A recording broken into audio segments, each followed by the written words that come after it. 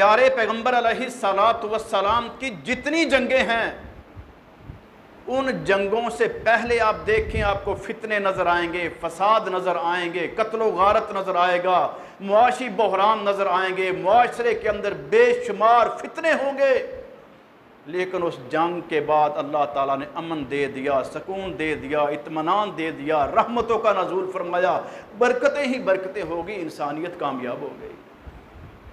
گویا کہ پیارے پیغمبر علیہ الصلوۃ والسلام کی جنگ وہ بھی رحمت اور برکت ہے۔ آج کے خطبہ جمعہ کے اندر انشاءاللہ ہم بات کریں گے غزوہ خیبر کی۔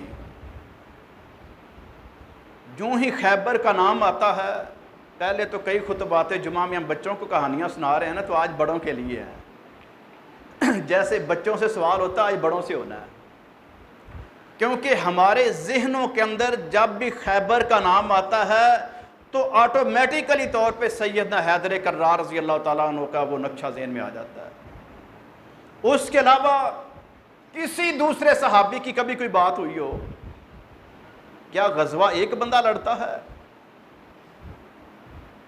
اور اگر کسی کلاس میں سے ایک بندہ کامیاب ہو اور باقی سارے ناکام ہو تو کیا وہ استاد کامیاب ہوتا ہے؟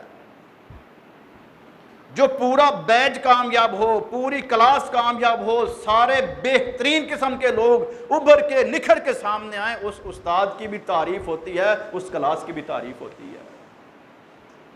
تو نبی رحمت علیہ الصلوۃ والسلام کی یہ جو کلاس تھی، اس کی مثال دنیا میں نہیں ہے، نہ پہلے نہ بعد میں۔ یہ سارے کے سارے کامیاب تھے، کوئی ایک بھی اس کلاس میں سے ایسا نہیں ہے جو ناکام ہوا ہو، وہ سارے ہی کامیاب ہیں۔